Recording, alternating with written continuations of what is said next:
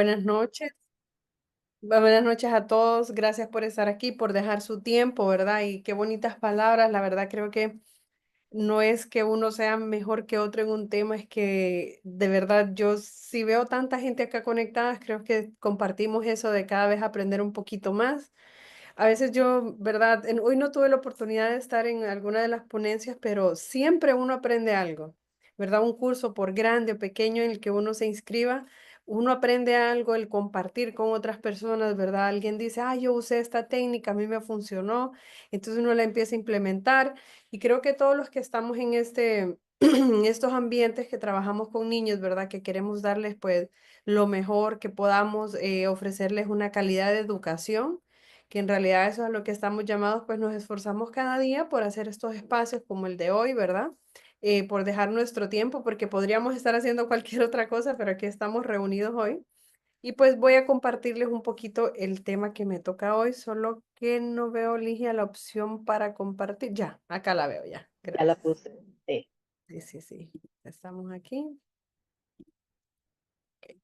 Y bueno, como dice Ligia, ¿verdad? Para no tenerlos en tanto preámbulo, ¿verdad? Ya me presentó un poco. Mi nombre es Claudia Meléndez, soy psicóloga clínica y del área educativa, ¿verdad? Una mezcla muy bonita en la que me ha ayudado mucho en cuanto a saber guiar a padres de familia, ¿verdad? A docentes en ese camino de qué hacer después de un diagnóstico, ¿verdad? Entonces, en mi tema se llama así, educación sin etiquetas, neurodivergencia, diversidad y el respeto en el aula.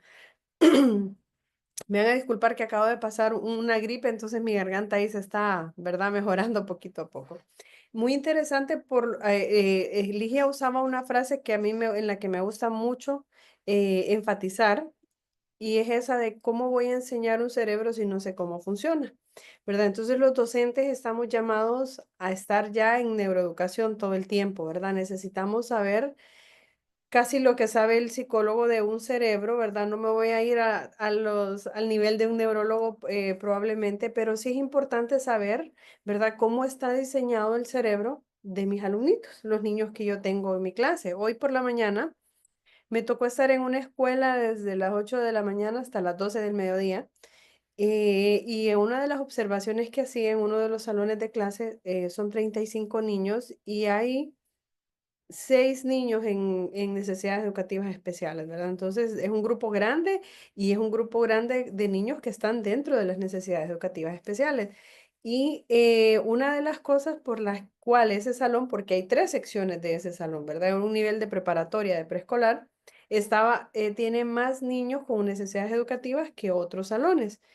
Y era la maestra, ¿verdad? La decisión de esa escuela es porque sabían que ella tenía las capacidades para poder trabajar con estos niños, ¿verdad?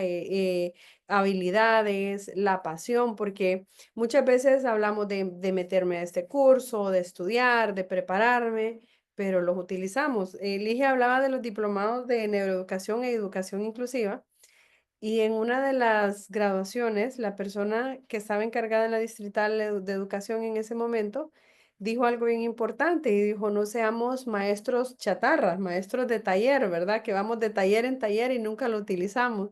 Y a mí se me quedó siempre ese dicho, ¿verdad? De repente también que todo lo que aprendamos lo llevemos a la práctica con nuestros niños, ¿verdad? Pues vamos a avanzar un poquito y yo traté en esta presentación de hablarles un poco, quiero hablarles un poco de las bondades que tiene Montessori en cuanto a las neurodivergencias, ¿verdad? ¿Qué ventajas tiene sobre la educación tradicional y en cuanto a las adecuaciones curriculares, que es un tema del cual hablamos mucho, se ha tenido que trabajar, ¿verdad? Yo estoy acá en San Pedro Sula, en Honduras, veo que hay gente de México, ¿verdad? Me alegra mucho de otros lugares, de España, y probablemente tenemos muchas diferencias en esas áreas, pero en Honduras hemos tenido que trabajar mucho en educar al docente, en explicarle cómo se hacen las adecuaciones curriculares, y es mucho más tedioso, les voy a decir en mi experiencia, trabajar con escuelas de método tradicional que con la escuela Montessori. Y pues vamos a ir hablando un poquito más de ese tema, ¿verdad? Entonces, la etiqueta, ¿verdad? Esto que para mí es bien doloroso porque mi trabajo es de dar diagnósticos, ¿verdad? Hacer procesos para trabajar con los niños. Y cada vez que yo voy a dar un diagnóstico es un peso que yo tengo aquí en mis hombros, porque mi entrenamiento clínico pues me hace, ¿verdad? Llevar ese proceso de evaluación, según mis hallazgos, ¿verdad? Dar un diagnóstico. Y los diagnósticos, los que son psicólogos acá saben que tenemos que comenzar así, el trastorno de lo que sea, ¿verdad? Entonces, desde esa palabra, para nosotros como tecnicismo, nos habituamos a esa palabra, pero un padre de familia cuando recibe esa palabra, ¿verdad? Mi hijo tiene un trastorno de, ¿verdad? Su vida puede cambiar ese día. Yo digo, esa gente cenará bien ese día, estarán tristes, ¿cómo estarán? Otros tal vez están en negación, no lo han tomado, ¿verdad? No han caído en cuenta del diagnóstico. Entonces, no es algo tan fácil, ¿verdad? Muchas veces creen que es porque parte de mi trabajo lo hago ya. Créanme que no es tan fácil y sobre todo por esta parte de las etiquetas, porque en muchos lugares ya esto está manejado, ¿verdad? Hay unos ambientes inclusivos muy bonitos. El ambiente inclusivo en una escuela se siente desde que ustedes entran, desde las personas que están recibiéndole, con quienes ustedes tienen que hablar, cómo se expresan de los niños, pero de repente tengo sesiones con algunas escuelas y veo que todavía ese camino está por hacerse, que esa etiqueta está, ¿verdad? El niño problema, el niño con Down, el niño con autismo, el niño TDAH, el niño, y escucho muchísimas, ¿verdad? Etiquetas más, en vez de decir Carlos, que es un niño muy activo, en vez de decir Pedrito, que le gusta mucho dibujar, y hablar de habilidades y de retos también, ¿verdad? Porque no hay persona que no esté compuesta por habilidades muy altas y por otras en las que tengan retos o desafíos también, ¿verdad? Pues yo diría, María Montessori nos decía que cada niño es único y tiene su propio ritmo de desarrollo. Y son palabras tan sencillas, pero tan ciertas, que si nosotros entendemos al ritmo que debe de ir cada niño, no tenemos necesidad, básicamente voy a adelantar un poco, de las adecuaciones curriculares. ¿A qué nos obliga la educación tradicional, verdad? Viene una currícula bien diseñada y es súper estructurada. Y si el tiempo se me está pasando, bueno, tengo que contarles esto también, yo fui docente de preescolar por 8 años, entonces tenemos esa presión los docentes, ¿verdad? Como que hay que cumplir con esto, pero de repente uno de mis niños todavía no me comprendió un tema y ahora imagínense esto en primaria, pero yo tengo que cumplir y mi planificación cada semana tiene que ser distinta, no me puedo regresar ya. Entonces ahí es donde creo yo que cometemos el gravísimo error de no adaptarnos nosotros al desarrollo de los niños, sino obligar a los niños a que se adapten al ambiente, ¿verdad? Y muchas veces yo creo que eso sucede por ignorancia, porque cuando empezamos a estudiar tanto de cómo funciona nuestro cerebro, cómo se va desarrollando, cómo es el cerebro en los primeros años de vida, de 0 a 3 años, cómo es de 4 a 6, cómo es de 7 a 8 a 9 y así sucesivamente, vamos comprendiendo que muchas cosas están en la normalidad, ¿verdad? Uno de los comentarios que yo recibí ahora es que sabe que estamos trabajando con el niño, me decían, es un niño de 4 años, y me dicen es que él es muy brusco para jugar, ¿verdad? Es un niño un poco más grande que sus compañeritos, y si ustedes lo ven a él, van a notar que se ve que es un niño muy robusto, ¿verdad? Es un niño que tiene como mucha musculatura, por decir así, pero siempre está más o menos en el promedio del tamaño. Entonces se ve que es un niño fuerte.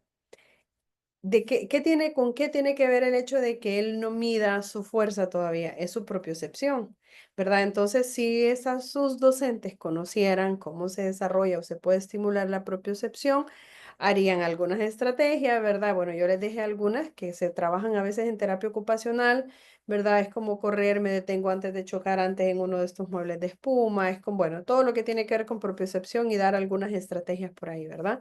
Entonces, ¿qué hacemos con eso? La frase que estamos viendo acá. Cada niño es único y tiene su propio ritmo del desarrollo, ¿verdad? Y la propiocepción y el vestibular también nos ayudan mucho cuando vamos al momento de escribir. Y Montessori trabaja mucho esto en la parte de niños de 0 a 3 años. Se trabaja bastante con todas sus actividades que tiene y por eso vemos un poco más fáciles esos procesos ya cuando el niño tiene la edad pertinente. Otra cosa que no hacemos en el método tradicional es respetar las edades de los niños. Y a veces esas edades, porque en un libro, si ustedes y yo agarramos ahorita mismo un manual del desarrollo, vamos a ver que un niño a los 3 años tiene que hablar de tal manera, tiene que caminar de tal manera, su motricidad fina tiene que ser de X manera, pero no siempre es así, por las diferencias personales, ¿verdad? Entonces, ahí es donde Montessori sí se puede adecuar al niño y no al revés, el niño al ambiente, ¿verdad? Sino que el ambiente al niño lo adecuamos. Y vamos a hablar un poco de neurodivergencia, solo me dejan mover un poquito las fotitos acá. Y pues ya saben ustedes que esto es hablar de los trastornos del desarrollo, para empezar, ¿verdad? Y que en estos incluimos autismo, TDAH, trastornos del aprendizaje como dislexia, discalculia, ¿verdad? También dentro de las neurodivergencias puede entrar una alteración sensorial, ¿verdad? No necesariamente un autismo. Estaba leyendo incluso que se están haciendo estudios, todavía no está totalmente comprobado, que los niños que nacen por cesárea suelen tener algunas, ¿verdad? Hipersensibilidades que niños que nacen por canal de parto vaginal no. Y tiene un poco de sentido porque, bueno, sabemos, ¿verdad? Que por eso lo que decía antes, conocer cada proceso, que cuando un niño va a nacer, es él el que, ¿verdad?, provoca el parto en la madre. Hay un montón de neurotransmisores que se van desarrollando, la lucha por el salir del canal de parto, etcétera. Pero siempre hay estrategias para trabajar, ¿verdad?, en terapia ocupacional con todo esto. Entonces, son diferencias neurológicas naturales, ¿verdad? La neurodivergencia es cómo funciona el cerebro de cada quien, ¿verdad? Ahorita yo estoy viendo un montón de fotitos por acá, ¿verdad? No sé exactamente cuántos estamos, ya ahorita no puedo ver bien la cantidad. Y somos todos unos cerebros distintos. Todos vamos a percibir esta pantalla de una manera diferente. Estoy segura que algunos tienen el brillo a tope de su pantalla, otros tienen el brillo muy bajito, otros los tienen al medio, ¿verdad? ¿Por qué? Porque cada quien es más o menos sensible ante ciertos estímulos, ante ciertas actividades, lugares, ante ciertas personas, etcétera, ¿verdad? Entonces, al fin y al cabo, todos somos neurodivergentes, ¿verdad? Todos tenemos diferencias únicas, pero también, sí, ¿verdad? Hay otras que están dentro de estos trastornos del desarrollo que yo considero que en nuestro afán a veces de ser inclusivos, tampoco tenemos que perder el apoyo que posiblemente uno de mis alumnos, ¿verdad? O mis pacientes en mi caso necesite.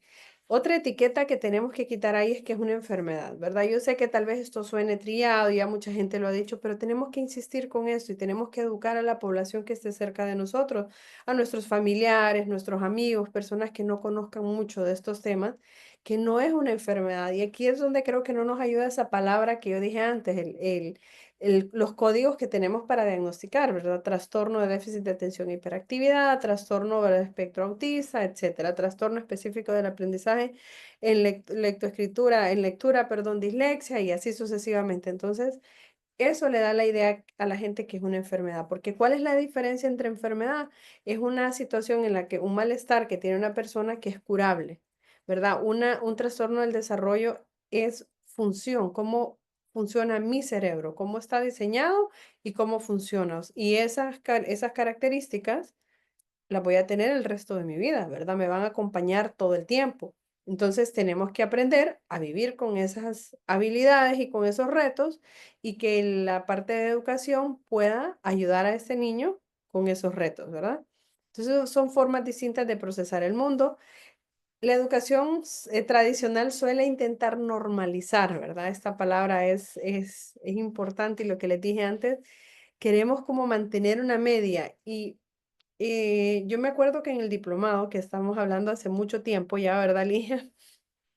Antes de pandemia, en una de las clases yo les ponía una foto de 1950 y una foto de ese tiempo que estábamos hablando, tal vez 2019 por ahí, 2018 comenzamos, 17, 18 por ahí comenzamos estos diplomados y las aulas siguen siendo totalmente iguales, ¿verdad? Entonces, desde ahí nos dice, ok, ¿hemos salido de la educación tradicional o estamos todavía en intento? Estamos arrancando. Y es una pregunta que yo siempre me hago y la respuesta yo la tengo muy clara, ¿verdad? Seguimos ahí totalmente. Seguimos ahí porque miren qué interesante esto, ¿verdad? Hablando de neurodivergencias, cuando yo voy a una escuela, también cuando me reciben los docentes, puedo observar esas neurodivergencias en ellos mismos, ¿verdad? Las dificultades que tienen para poder acatar, ¿verdad? Una adaptación curricular, la negación ante ayudar a un niño, la creencia de que le estoy facilitando, yo no regalo mis puntos y tantas cosas con las que se tiene que luchar para de verdad salir de la escuela tradicional, ¿verdad? Y que esa es una de las bondades que nos da Montessori, que no es la escuela tradicional, es distinta. En otra cosa, esa comparación que tiene la escuela tradicional. Y ya lee tu niño, el mío ya lee, fíjate, el tuyo hace esto, el mío ya hace lo otro. Ay, pero el primito ya lo hace y está en la otra escuela. Y yo fui docente y se me paraban en la puerta algunas mamás, ¿y cómo van en tal cosa, mi y ya hace esto? Porque mi sobrinito ya está en tal escuela y puede decir esto y lo otro. En una ocasión yo trabajé en una escuela que no era Montessori, sino del Bachillerato Internacional, y sí hay muchas diferencias culturales, ¿verdad? Pero la metodología es muy bonita también y igual tiene cosas muy similares a Montessori, donde el niño, ¿verdad? Es el protagonista principal, el maestro es un guía, el maestro es un guía muy preparado, ¿verdad? Ya vamos a hablar de esa parte. Y los niños son bastante reflexivos, indagadores, etcétera, ¿verdad? Entonces, a veces eso chocaba con lo que los papás querían ver, ¿verdad? Los papás querían ver cuadernos llenos de repente en un preescolar, tareas, que los niños recitaran las letras ya todo el abecedario, ¿verdad? Y perdemos la oportunidad de todo lo que yo dije antes, todo el desarrollo que se tiene que hacer de vida, ¿verdad? Que hay esta vida práctica, por ejemplo, y queremos que el niño se aprenda las letras de la A a la Z, pero todavía el niño no es capaz de servirse agua, ¿verdad? No es capaz de agarrar un snack por sí solo de la refrigeradora. Entonces nos contradecimos un poquito por ahí. Y pues ese es el intento de salirnos de la escuela tradicional, ¿verdad? Al contrario, Montessori reconoce y acompaña en vez de tratar de normalizar, ¿verdad? Tenemos que recordar que lo importante no es corregir al niño, sino ofrecerle el ambiente adecuado para que florezca. Cuando yo dije hace un rato necesidades educativas especiales, lo primero que se nos viene a la mente es las estrategias que yo voy a utilizar para que, o las dificultades, perdón, que tiene un niño y las que yo le debo de ayudar. Y son sus necesidades. No, las necesidades educativas especiales son esto. ¿Qué le voy a ofrecer yo al niño para que él pueda manejar mejor sus retos, ¿verdad? Si es ambiental, si es de currícula, si es de social, socioemocional, ¿verdad? Si es en la parte académica, ¿qué le voy a ofrecer yo a mi niño empezando por rampas, si es necesario, material manipulativo, ¿verdad? Material secuencial, que es una de las bondades que también tiene Montessori. Hay una técnica que se llama encadenamiento que la utilizamos mucho para niños con TEA y con discapacidad intelectual, que es una actividad grande, la dividimos en pequeñas actividades, ¿verdad? Se usan pictogramas y el niño las va haciendo. Imaginemos que vamos a hablar de lavarse los dientes, ¿verdad? Puede ser una o cualquier actividad, pero utilizaría ese ejemplo ahora mismo. Entonces decimos primero buscas tu cepillo, segundo buscas la pasta de dientes, tercero pones la pasta de dientes sobre tu cepillo, cuarto empiezas a cepillarte, quinto llenas tu vasito de agua y así lo vamos dividiendo hasta que el niño hace todo su proceso. Y esa es una adecuación incluso que yo mando para casa o a veces se envía para la escuela en algunos procesos. ¿Por qué en Montessori no es necesaria esa adecuación? Porque hay mucha repetición, porque hay secuencias de procesos, ¿verdad? Y si un niño necesita primero solo encajar algo, pues en eso va a estar hasta que lo logre, luego va a ir a otra cuestión más complicada y así sucesivamente. Entonces, básicamente esas adecuaciones ya están hechas por ahí, ¿verdad? Ya en la forma en cómo funciona la metodología, ya no se corrige, sino que se le da el ambiente al niño para que él mismo florezca como dice en este último inciso por acá, ¿verdad? Entonces, dejando un poquito acá, yo sé que con Gaby hablaron un poquito de neurodivergencia, ¿verdad? De lo diferente que podemos ser, entonces voy a tratar de no entrar tanto en esa parte, pero si hay preguntas, ¿verdad? Que al final las tenemos, con gusto las podemos ampliar un poco más. ¿Qué nos dice la neurociencia o a qué nos ayuda sobre la neurociencia a hablar sobre el ambiente? Pues es bien sencillo. La plasticidad neuronal, ¿verdad? Nosotros nacemos con 100.000 millones de neuronas, ¿verdad? Inclusive tenemos podas neuronales en algunos momentos. Es como que el cerebro dice, ok, no te pasó nada, estás sano, tenés neuronas de más y vamos a quitar algunas para que florezcan más las que te quedan por ahí, ¿verdad? Entonces, pero también el hecho de que el cerebro sea plástico nos dice que se modifica según lo que vive. ¿Qué hace que nuestro cerebro cambie? Las experiencias, a lo que nosotros estamos expuestos, ¿verdad? Entonces, em, me ha tocado en algunos casos, he recibido niños, ¿verdad? De que vienen de repente sin ninguna escolarización o porque estaban los papás esperando que hablara, estábamos esperando que hiciera esto. Mi suegra me dijo que mi esposo lo habló tarde, entonces esperamos, yo también hablé un poco tarde y por cualquier razón no se da tal vez un diagnóstico a tiempo o una intervención educativa a tiempo, ¿verdad? Entonces, ¿cómo vemos esos cerebritos? De repente es un niño de 4 años, pero no va a tener las mismas habilidades que otro niño que se ha sido estimulado, que ha estado en algún centro educativo o que sus papás le han propiciado algunas actividades de estimulación también, ¿verdad? Entonces, es súper importante los ambientes a los que nosotros vamos a llevar a nuestros hijos, a los que los vamos a, a exponer. Y yo creo que aquí como papás, ¿verdad? Tengo dos niños, se les voy a contar otro poquito de mi vida. Tengo un niño de 1 año y medio y una niña de 6 años, ya el otro mes cumple sus 6 añitos. Y es interesante esto porque luego decimos en qué escuela debe estar mi hijo, ¿verdad? ¿Qué metodología me gusta? ¿Me habré equivocado? ¿Estará bien? ¿No estará bien? ¿Verdad? Ya está creciendo mi hijo, ¿será que perdí oportunidades en los primeros años de vida? Son preguntas que vienen generalmente a nosotros. Bueno, la plasticidad cerebral sigue acompañando a un niño. Sí es cierto que los primeros años de vida, ¿verdad? Tenemos los momentos críticos, que va bien ligado a la plasticidad neuronal. El primer año de vida es súper importante para la parte visual. Los primeros 6 años de vida importantísimos para el lenguaje, ¿verdad? Incluso los idiomas, los números. Bueno, cada uno de esos momentos es importante que nosotros lo conozcamos. Y aquí voy a hablar un poco del docente en la metodología Montessori, ¿verdad? Entonces, el docente Montessori es un adulto preparado, ¿verdad? No se va a tener en Montessori a una persona que no haya sido entrenada. Si no se es guía Montessori, la persona no puede dar clase en una escuela Montessori, a diferencia de los métodos tradicionales, ¿verdad? Que es claro, se les pide cierto entrenamiento, pero yo sé de escuelas que inclusive no están o están en proceso todavía sus docentes, ¿verdad? He tenido queja de algunos papás y me dicen, Claudia, veo que tal vez la maestra es muy jovencita y todavía no tiene como ese carácter para, ¿verdad? Para ser firme y a la vez respetuosa con los niños. Entonces pasa un poquito de esto también, ¿verdad? Y cuando decimos que el adulto en Montessori está preparado, conoce sobre esto, sobre la plasticidad neuronal, conoce sobre los hitos del desarrollo, ¿verdad? Montessori está dividido en nido, ¿verdad? Y aquí Ligia me puede decir más los niveles y yo sé que ustedes también los conocen. ¿Por qué razón están divididos? Porque sabemos que el cerebro funciona de una manera en cada una de esas etapas del desarrollo y los hitos son diferentes, ¿verdad? Que se van logrando en cada uno de ese tiempo. Aparte de esto, el profesional en Montessori o el docente está preparado para hacer una observación pedagógica también, ¿verdad? Se observa muchísimo en Montessori y se hace una comparación sana en cuanto a qué, a ver qué le puedo ofrecer yo a este niño que todavía no ha logrado estabilidad, ¿verdad? Y con él, en qué proceso vamos a estar, aunque su compañerito de lado esté en un proceso un poco más avanzado, por decirlo así.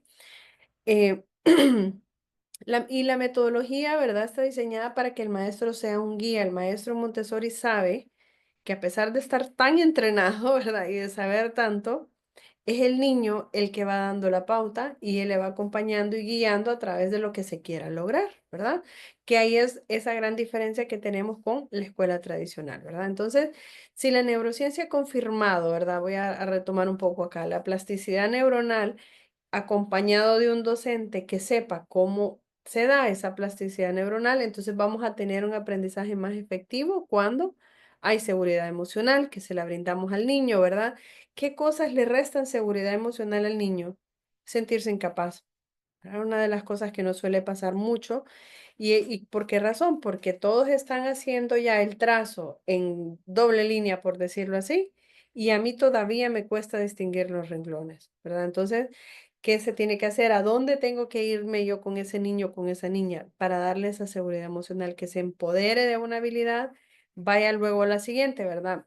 Cuando estaba yo preparando esta ponencia, escuchaba un pequeño un audiolibro chiquito y hablaba que Montessori ve las dificultades como habilidades. Una dificultad es una posibilidad de lograr una habilidad, ¿verdad? Es algo en lo que a mí me gusta mucho tomar en cuenta cuando voy a entregar un informe a las escuelas y es recordarles, ¿verdad? Que esos retos que tienen los niños no son dificultades como tal, son oportunidades que tienen a mejorar, pero que no solo nos enfoquemos en eso, porque también se les olvida que una evaluación habla de los talentos de los niños, ¿verdad? De repente no me le fue bien en matemáticas, pero en literatura saca 100. Y el otro día veía un video donde decía, si sacó 100 en literatura, busquémosle un mejor maestro de literatura, porque hay un talento por ahí, ¿verdad? Que tenemos que ampliar y tal vez matemáticas va a ser un niño promedio en esa clase. Entonces, darles esa seguridad emocional, ¿verdad? Se aprende desde el interés y la autonomía. Esta es otra cosa que eso nos suele suceder. Nos enseñaron a cortar nuestro interés. En los diplomados había una imagen que yo siempre la recuerdo y es una docente que va cortándole los pensamientos a los niños, que son burbujitas, ella los va haciendo cuadraditos todo. Porque yo he podido escuchar, ¿verdad? Muchas veces voy a dar un tema que yo a veces lo repito, es, estamos viendo las plantas y un niño dice, Miss, pero ¿verdad que hay plantas carnívoras? Sí, Juancito, ahorita no hablamos de eso, cállese, que estoy hablando de este tema. Ven, el maestro tomó el control total, aquí se hace lo que yo digo, cero democracia, ¿verdad? Entonces le quitamos al niño el interés. Y yo ahora soy docente de universidad, ahora estoy incluso con maestrantes y me cuesta tanto que me participen porque nosotros mismos les hemos sesgado esa habilidad a los niños. Le hemos quitado la oportunidad de indagar, de que quieran experimentar, de querer saber más, ¿verdad? Bien dice un dicho que el hombre que pregunta es tonto por un minuto y el que no pregunta es tonto por mucho tiempo, ¿verdad? Entonces, quitarles a nuestros niños esa oportunidad de hablar, de interesarse, pero llega un momento en que lo callamos tantas veces en que ya no tiene interés en hablar. ¿Para qué? Me va a callar, me va a penar, ¿verdad? Y de repente veo yo ya estas personas a nivel universitario igual, ¿verdad? No son capaces de dar su opinión o a veces lo escucho como muy suavecito. Yo, ok, ¿verdad? Estamos hablando entre adultos, les digo, la diferencia entre ustedes y yo es que yo soy mayor que ustedes. De lo contrario, es como dije al inicio, compartir conocimientos, ¿verdad? Hay movimiento, ¿verdad? Son salones en los que se da el movimiento, no hay que estar estático, donde el hecho de que el niño esté sentadito y calladito es la normalidad, como en la escuela tradicional. Y en Montessori no, ¿verdad? Es un salón con movimiento, son multisensoriales y hay mucha repetición, como yo decía anteriormente, ¿verdad? Y creo que, claro, podemos ir viendo, perdón, cuando ya un movimiento se nos sale, por decir así, de la normalidad, ¿verdad? Y decimos, ok, creo que es necesario que hagamos una revisión, etcétera, porque también no caer en la negligencia, ¿verdad? De dejar pasar algo de lado, pero sí que los salones ofrecen muchos recursos para los niños que necesitan que tienen más necesidad de movimiento que otros o son más kinestésicos, ¿verdad? Les voy a contar un caso. Yo tengo un pacientito que ahorita ya tiene 6 años. Mi paciente, cuando yo lo conocí, estaba en una escuela tradicional y voy a hacer la observación. Es un niño súper activo, sí, no, no era capaz de quedarse sentado 30 segundos. Así se lo resumo, ¿verdad? Yo todavía tengo esa libreta de mis observaciones y me la pintó porque él fue a preguntarme qué hacía yo ahí. Se movía, él tocaba en un segundo, tocaba los termos de todos sus compañeros. O sea, él no paraba nunca, era como un motorcito sin pausa. Era un salón de clases de 30 niños, ¿verdad? Eran dos maestras, pero dos maestras para 30 niños es una carga bastante grande también. Y pues yo sí recomendé a los papás que cambiáramos al niño a una escuela, ¿verdad? Con una metodología Montessori, que el niño fuera una escuela más pequeña o menor cantidad de niños en el grado. Y los papás siguieron la recomendación. Increíble, cuando yo voy a observar la segunda vez al niño ya en la otra escuela, en el otro salón de clases. O sea, era otro niño. Ustedes dicen, ¿qué? Este niño está sentado, se está sentando más de 30 segundos, está 20, 15 minutos sentado haciendo una actividad porque eran de su interés, ¿verdad? La metodología le daba a él la oportunidad de sentirse capaz, lo que no sentía en el otro lugar, ¿verdad? Todo era dirigido por alguien más. Acá él era capaz de ir al baño que estaba ahí, todo estaba a su alcance, su lavabo, o sea, todos los materiales de lo que estaban viendo. El día que yo llegué estaban aprendiendo sobre El Salvador, él ya identificaba la moneda del Salvador, la bandera, además. Y era increíble cómo el niño estaba súper adaptado, porque los materiales estaban diseñados, el ambiente para él. Y no era el único niño en el salón de clases, ¿verdad?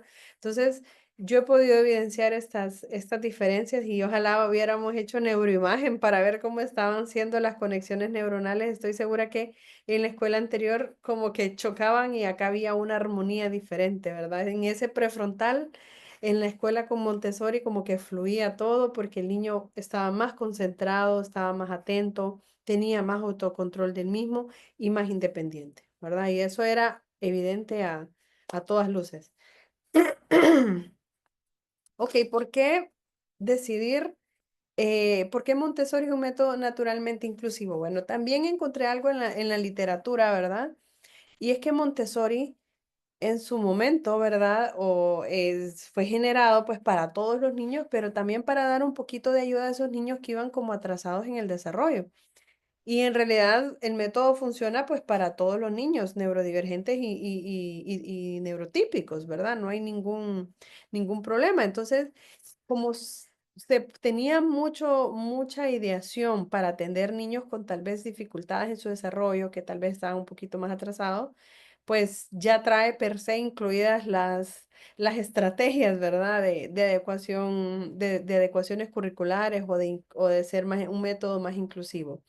Sí tengo que aclarar también, ¿verdad? Que depende el nivel en que vayamos y las estrategias que se vayan utilizando para trabajar con cada grupo, ¿verdad? Em, Primero, el ambiente, perdón, responde al niño, no es al revés. Como yo decía anteriormente, hay un orden espacial. ¿Verdad? Esto le da mucha satisfacción al niño, todo está a nivel del niño. Miren, yo he llegado a salones de clases donde las paredes están tapizadas y yo les digo, ¿qué creen ustedes que un niño de 4 años va a ver el techo? Ya ahí ya no, ¿verdad? Hay que ponerlo todo a su rango, que sea claro para el niño, que no esté saturado el salón, ¿verdad? Con materiales incluso que no le van a funcionar o al niño no le llaman la atención, sino que porque es mi color favorito como maestra, yo voy a poner de todo eso en mi salón, ¿verdad? Luego también hasta activamos más a los niños con tanta estimulación, ¿verdad? O contaminación visual, diría yo, ¿verdad? Entonces, esa es una de las bondades por las cuales es inclusivo, porque el ambiente se va a adaptar al niño, ¿verdad? A la necesidad que el niño tenga, a cómo funciona la mente de ese niño, por decirlo así. ¿Verdad? Y hay un orden espacial, como lo decía anteriormente, donde se coloca esto, donde van estos recipientes y eso les da mucha autonomía a los niños también, ¿verdad? El adulto observa y guía, no controla ni impone, ¿verdad? Esto ya hablaba yo antes cuando dije que era un adulto preparado, el docente que está en un salón Montessori, ¿verdad? Un guía Montessori. El niño elige según su interés y nivel, de nuevo, ¿verdad? Porque hablábamos al inicio de ese respeto que tiene que haber cuando hablamos de inclusión, respetando su proceso neurológico. El, Inclusive hay un video de un pediatra español que habla mucho de esta educación acelerada, de cuando queremos enseñar a los niños más de lo que deberían de saber según su edad. Y los contras que trae esto, ¿verdad? Los problemas que nos puede traer porque, como les dije antes, vamos a tener a un niño recitándonos tal vez el abecedario, pero con dificultades para tomar su lápiz, con dificultades para elegir, con dificultades para poder destapar su comidita a la hora de la merienda, ¿verdad? Y hay un momento y un tiempo para cada cosa, y esa es la falta de respeto que le cometemos a nuestros niños en algunos ambientes educativos, ¿verdad? Ya tengan una neurodivergencia o no. Permite tiempos diferenciados, ambientes sensoriales reguladores, ¿verdad? Ofrece materiales sin etiquetar, ¿verdad? Es como este niño necesita porque tiene el diagnóstico tal. No, los materiales están ahí expuestos para todos según sus necesidades. Esta que me encanta mucho, observa patrones antes de intervenir. ¿Verdad? Esa observación que se está haciendo día a día en Montessori, observar qué sucede con un niño, ¿verdad? ¿Qué está haciendo esto? ¿Lo hace todos los días? ¿No lo hace todos los días? ¿Verdad? Y de repente me sucede mucho a mí que los maestros me ponen sus quejas en el método tradicional, pero no saben por qué. Solo me dicen lo último, la conducta, pero qué detonó, qué pasó antes, qué pasó después, durante, ¿verdad? Quiénes estaban cerca del niño, hay una hora en la que suele pasar esto, un análisis funcional de la conducta, por decirlo así, ¿verdad? Y en Montessori esto sí suele pasar. ¿Y cuál es la bondad de observar? medimos, tenemos la capacidad de medir, ¿verdad? De decir, ok, perdón, esto sí está pasando en tal tiempo, con tanta frecuencia, entonces podemos decir qué estrategia voy a utilizar para ayudar a este niño y después de que yo observé y hice una intervención, puedo ver si eso me resultó o no me resultó, ¿verdad? Incluye a las familias sin alarmar, ¿verdad? Em, Voy a volver a tomar esas palabras que dije antes. Una de las cosas más comunes, si ustedes estuvieran conmigo escuchando a los papás que se sientan a dialogar cuando llegan por primera vez, es que no entendemos por qué la escuela nos dice esto. No estoy queriendo decir que no hay a veces algunas dificultades, pero tenemos que entender que el papá va a ser nuestro aliado en estos procesos, ¿verdad? El papá, esta cultura la tenemos que, la cultura escolar, el niño la tiene que transmitir a los padres, perdón, la tienen que transmitir en la escuela también. Tenemos que hablar el mismo idioma. Y si nosotros alarmamos a los padres de familia, estamos perdiendo a uno de los, al mejor aliado que tenemos, ¿verdad? Entonces de repente se me desmoronan o se desilusionan o se molestan porque dicen eso no pasa, me están hablando de otro niño que no es mi hijo o que no es mi hija, ¿verdad? Entonces tenemos que saber de qué manera incluir a los padres de familia en el proceso educativo sin que ellos se puedan alarmar de, ¿verdad? A veces de forma, por algo que también ni es necesario, ¿verdad? ¿Qué otras bondades tiene Montessori que tal vez no están escritas por acá? Es el diseño del material, ¿verdad? Son materiales creados para diferentes etapas de desarrollo, ¿verdad? Y según el nivel que el niño lo necesite, no le da, según el nivel, según el ritmo, ¿verdad? Vuelvo a quitar eso. O sea, claro que sí tenemos segmentaciones de edad, pero si un niño de 4 años tiene que trabajar con algo que todavía sea de la etapa de 0 a 3, lo va a hacer perfectamente, ¿por qué no? ¿Verdad? Pero esa es una de las bondades que tiene.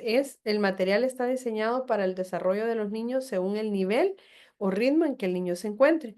Se trabaja mucho material concreto, ¿verdad? La mente concreta se trabaja bastante en Montessori con mucho manipulativo y hay para cada área, ¿verdad? Para el área, tenemos para el área social, tenemos para el área de vida práctica, para diferentes áreas, ¿verdad? Que eso sería en general de todo el material. Es un material sensorial, ¿verdad? Y ayuda mucho a lo que yo les dije antes, a esos procesos de integración sensorial que los vamos a ver evidenciados cuando tengamos un niño de 6 años en primer grado ya, ¿verdad? Haciendo una mejor lectura y una mejor escritura, ¿verdad? La metodología también es una elección para hacer un ambiente inclusivo porque trabaja las necesidades biológicas del niño y psicológicas, ¿verdad? Con todo lo que yo les dije antes, podríamos resumir en esa frase, en la parte biológica en que voy a trabajar de acuerdo al ritmo que tiene mi niño, ¿verdad? A cómo él está respondiendo, a cómo está funcionando su cerebro, ¿verdad? Según cómo esté diseñado, cómo funciona, yo le voy a brindar el material que él necesita. Y en la parte psicológica es, ¿cuál va a ser el resultado de todo esto? Un niño más adaptado, un niño más confiado, con una autoestima más saludable, se va a sentir más competente. ¿Verdad? Entonces, ahí estoy cuidando toda esta parte integral, si se puede decir, ¿verdad? Entonces, se estimula mucho Montessori la confianza y la seguridad, ¿verdad? Incluso desde la forma en cómo se da el manejo de las conductas no adecuadas, ¿verdad? Y ustedes saben que no se maneja el castigo, es diferente. Con toda esa parte se va cuidando toda la parte socioemocional también, ¿verdad? Las expectativas, ¿verdad? El horizonte de expectativas que podemos tener en Montessori. Volvemos a lo mismo, no son las expectativas de un grado, no son las expectativas del curso tal, son las expectativas de Manuelito, de Anita, de Juan, según lo que se va trabajando, ¿verdad? Yo trabajo en mi consulta privada, por decirlo así, también hago intervenciones y utilizo muchas estrategias Montessori, ¿verdad? Cuando Ligia ha tenido cursos, yo estoy siempre ahí queriendo meterme, a unos puedo, otros no, por lo mismo que pasamos un poco ocupados, ¿verdad? Pero me ha servido muchísimo, ¿verdad? Increíble, porque el material concreto, el hecho de que yo pueda usar material que esté diseñado para trabajar matemáticas, no para el niño de cuarto grado, de tercero, no, porque le va a ayudar a la necesidad que tiene mi niño en ese momento, ¿verdad? Eso me ha ayudado mucho.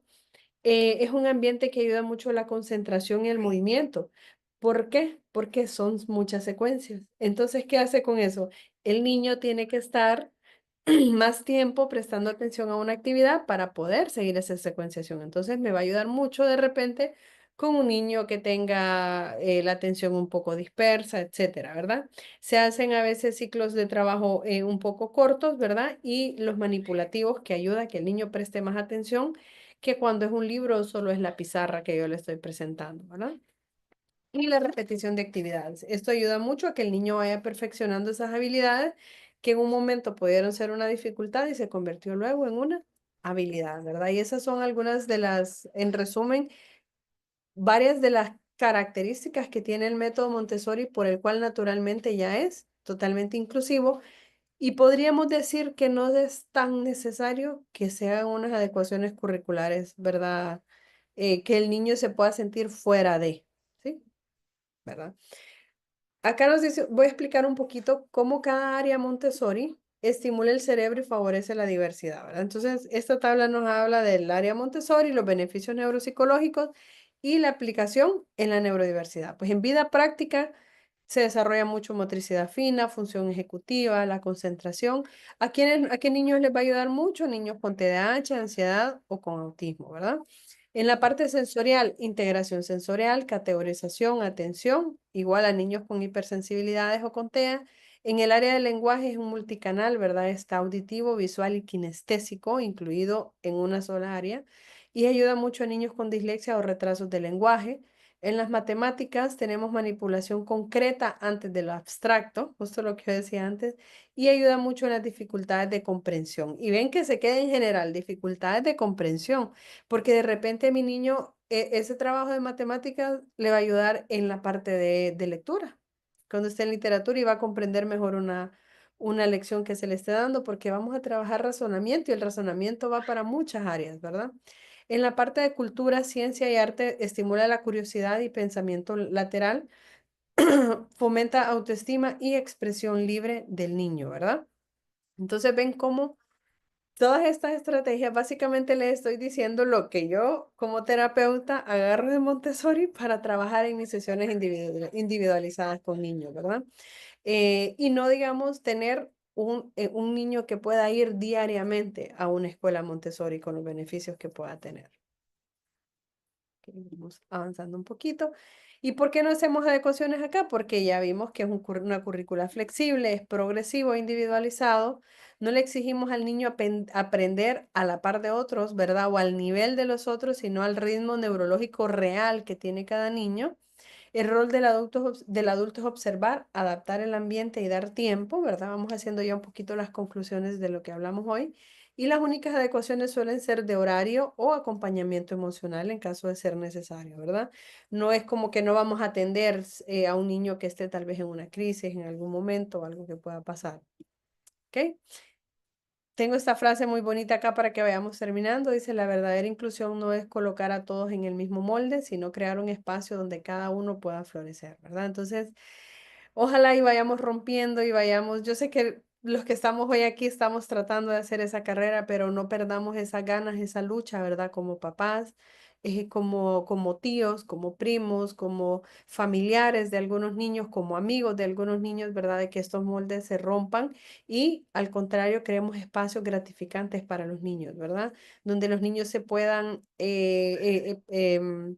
exponer sus necesidades sin ningún problema y si no lo saben hacer, que les enseñemos a cómo hacerlo, ¿verdad?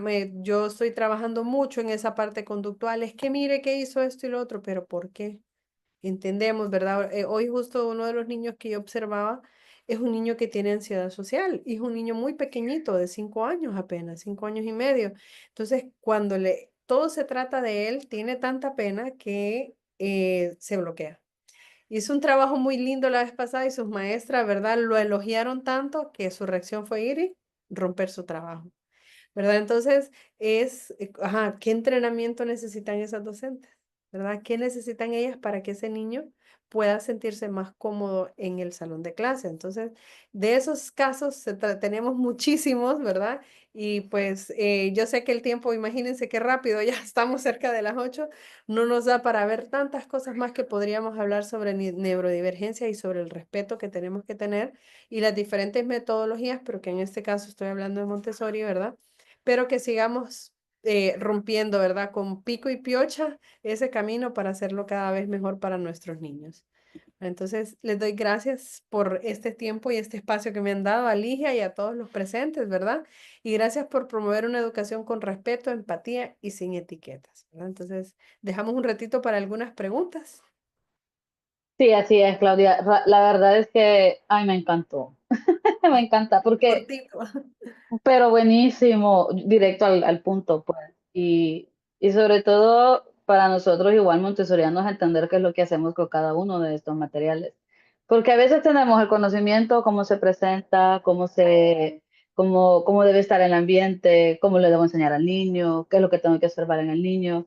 Pero de repente en el afán también no nos damos cuenta de todas las otras partes que ese mismo material promueve o ayuda en el niño a que se pueda desarrollar. Y a veces también esto nos da a nosotros tranquilidad, me da tranquilidad de que, vaya, está usando una jarra, ya con eso está trabajando un montón de cosas. No me tengo que como ofuscar en, pues que tiene que avanzar en la siguiente presentación, que la siguiente bandeja, que esto, que lo otro. Como bien lo decías, la repetición. O sea, al final, eso es lo que necesita un cerebro de cualquier niño con cualquier tipo de neurodivergencia. El poder hacer esas repeticiones. Estuvo buenísima, me encantó. Y si hay preguntas, Ujú. eh, por favor, ahorita es el momento. Estoy viéndolas por ahí. Hay una interesante, el neurólogo español se llama David Blanco, creo él es un genetista, y en este video es un pediatra español que lo hacen. Voy a buscar el link ahorita o te lo mando, Ligia, y se los puedes enviar. Es un Ujú, video de la 11 se llama, que es y hablan mucho de esa educación bulímica, por ejemplo, que le damos a los niños, ¿verdad? Que te metes toda la información, vas a un examen, vomitas toda la información y al siguiente día ujú, no te acuerdas de nada, ¿verdad? Entonces, hablan varios expertos, pero son tres, creo, entre ellos este pediatra y el genetista, ¿verdad? David Blanco, creo que se llama él. Él no es español, ustedes van a ver su tipo, pero ahí está, pues viviendo y trabajando. Y ese video me gusta mucho y sobre todo ponérselo a los docentes, para que habla mucho de la parte de no querernos avanzar en temas que no, en temas que no son todavía para ese cerebrito, vaya, o en las áreas de Brodmann, ¿verdad? Que tienen que ver con la lectura y la escritura, y tenemos hasta los 8 años para que un niño lo madure. Pero yo tengo en mi consulta niños, no, Claudia, viene porque este niño tiene dislexia. Y al tiempo de intervenir el niño, todo súper bien. Era algo madurativo, no era un diagnóstico como tal, ¿verdad? Entonces, voy a enviarte a buscar el link y te lo envío sí, porque alguien please. preguntó. Igual lo están pidiendo. Sí, lo voy a buscar por aquí para Eduardo. enviarlo para ahorita. Y creo que levantó la mano alguien. Sí, Eduardo. A ver, Eduardo. Hola, muy buenas. Bueno, es en respecto a lo que es en el trastorno del espectro autista. He tenido 3 casos. La primer senior de la escuela que fundé, ella, ¿cómo se puede abordar los siguientes, cuando una adolescente autista tiene un sentido de minusvalía bien pronunciado? En ese caso, ¿qué puedo hacer para poderle dar darle levantarle los ánimos? Porque la cuestión es que muchas veces, inclusive, después de 3 años de haberse graduado, ella siempre me dice, Mister, fíjese que pasa esto y esto y esto, me siento de esta forma. Yo le digo, no, hija, mira tú lo que has logrado, vaya, hablemoslo juntos.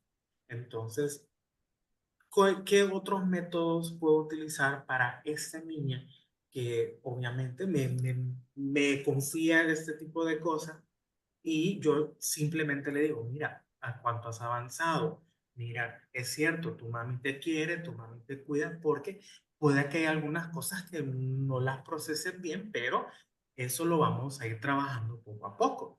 Y tengo otro caso de alguien, bueno, de mi primer grado, bueno, taller 1, año 1, que el niño se le respeta, obviamente, siempre se le hace todas las adecuaciones, pero la agresividad que ha agarrado después de que, porque tengo unos noise canceling unos audífonos que son noise canceling, que Ujú, inclusive ujú. yo los tengo desde hace años y se lo dije, ok, hijo, cuando estamos por per se en las rutinas de lenguaje de francés, como él no le gustan las músicas, entonces le digo, ok, vamos, yo voy a hablar, yo te voy a proyectar, bueno, yo te voy a hablar cerquita, con un tono, obviamente con un tono de voz bien calmado, para que no se me sobreestimule, y le digo, ok, vamos, este es Jean-Pierre,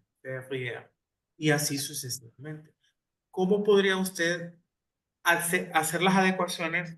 Porque sinceramente a veces uno puede haber leído, puede haber leído e interpretado muchos artículos científicos, inclusive eh, leerse no todos, pero sí algunos libros de María Montessori, y a veces uno se queda corto. ¿Cómo abordaría usted estos tipos de casos?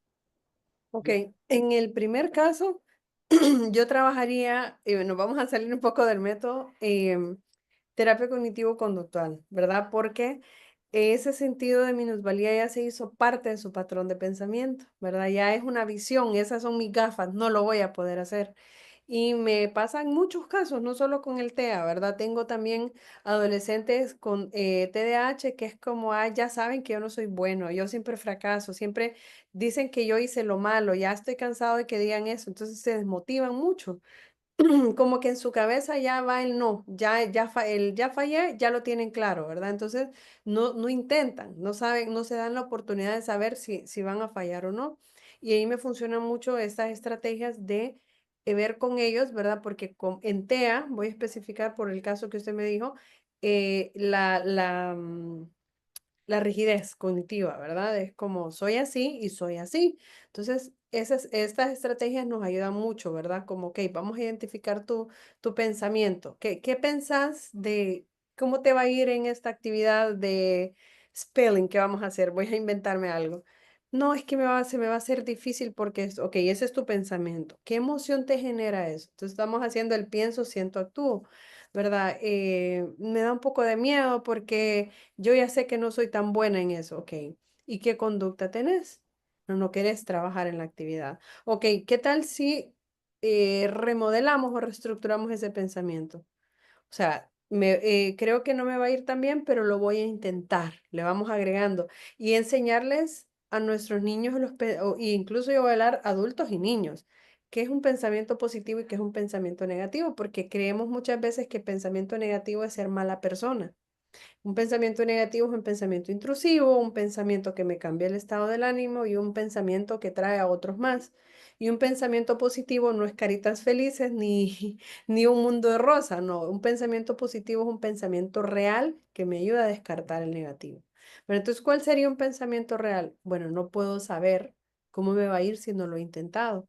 ¿Tu emoción de miedo ahora cuánto está del 1 al 10? ¿Crees que está un poco mejor? ¿Cuál podría ser tu conducta? ¿Crees que lo podemos intentar? Yo le hice un mega resumen, ¿verdad? De algunas estrategias que hay, pero esto le podría ayudar muchísimo para trabajar con ella ese sentimiento de inutilidad, porque le vamos a enseñar al cerebro que no siempre nos va mal. Lo que queremos después es como que ella de verdad se exponga a actividades y compruebe que no le va mal. Y el cerebro, como dije antes, es tan neuroplástico que después de varias experiencias de que no me ha ido mal, me va a ir bien. Otra Oiga, cosa que les explico yo a mis pacientitos adolescentes es lo que hace el miedo en nosotros, lo que hace la ansiedad, ¿verdad? Y siempre quitémosle esa etiqueta de enfermedad a la ansiedad también, porque lo que es dañino es una ansiedad que se desborda, ¿verdad? Que se fue del nivel necesario, pero yo necesité ansiedad. Yo tenía ansiedad cuando estaba aquí, que eran las 7 y no me terminaba de conectar, ¿verdad? Y Ligia me estaba escribiendo. Nuestro nivel de ansiedad se sube, pero en una manera que se puede controlar, que nos ayuda a decir, ok, Claudia, tenés que estar lista desde tal hora porque te toca hacer una exposición hoy. Entonces, explicarles a ellos eso, ¿verdad? Que le quiten el tema de que tengo ansiedad porque muchos también lo andan como de moda el tema, ¿verdad? Y explicarles qué pasa en tu cerebro cuando llega la ansiedad, ¿verdad? Cuando nosotros hemos pasado por mucho tiempo por eventos de depresión, de ansiedad o de trauma, se altera la amígdala, se altera el hipocampo y se altera toda la parte del frontal, ¿verdad? Entonces, ¿qué sucede? Le modificamos nuestro cerebro. Y gracias, ¿verdad? Yo qué les puedo decir, uso neurofeedback, uso MDR, ¿verdad? La cognitivo-conductual y gracias a todas esas cosas ayudamos otra vez a entrenar ese cerebro y modificarlo.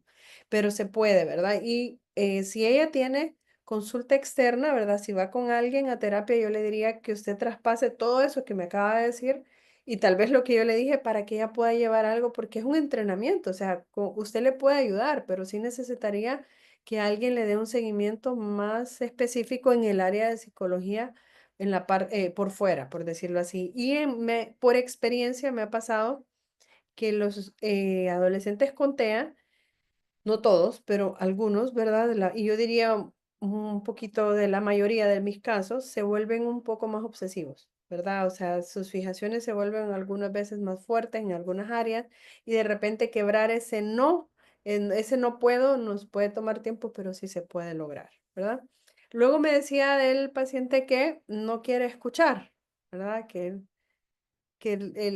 Si estoy bien, que a él le molestan los sonidos y se tiene que poner los audífonos que cancelan y entonces usted mueve sus labios para decírselos a él, ¿es cierto?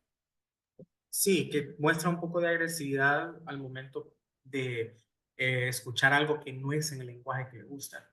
Él Ok. entiende el inglés, yo le estoy, vaya, ahorita first quarter, el francés es poco, pero al menos ya decir los 12 meses del año, ya al menos obviamente no lo voy a encasillar, digamos, Ujú, de decirlo la semana, los 12 meses del año, los números de los al 24 para que él pueda entender la fecha, ¿verdad? ujú, Pero él cada vez que escucha, solamente digo, bonjour, ujú.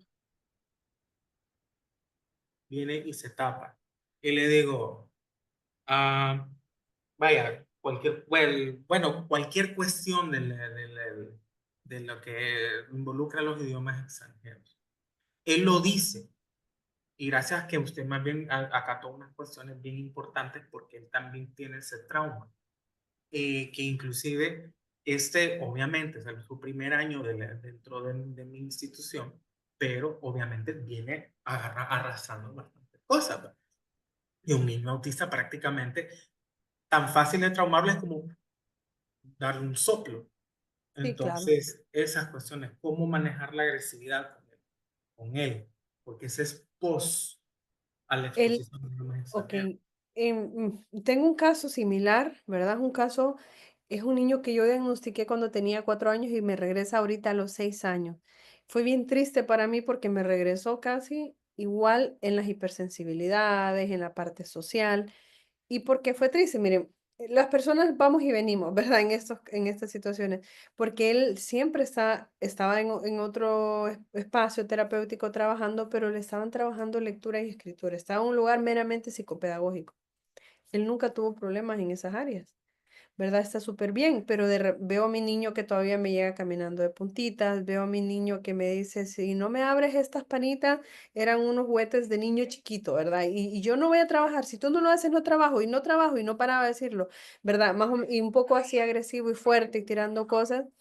Entonces, me tocó hacer justamente un plan como que él tuviera 4 añitos, casi como cuando yo lo recibí. Fue interesante porque ese niño incluso aprendió a ir al baño cuando estaba conmigo, ¿verdad? Y cómo fuimos logrando muchas cosas y ver que se me haya estancado, ver que me he llegado caminando de puntitas todavía. También hay temas que no se pueden hablar con él, ¿verdad? Porque se tapa los oídos. ¿Y qué cosas empecé a hacer yo? A tratar de trabajar estrategias de recursos, porque viene un poquito parecido al caso anterior y le voy a decir en qué.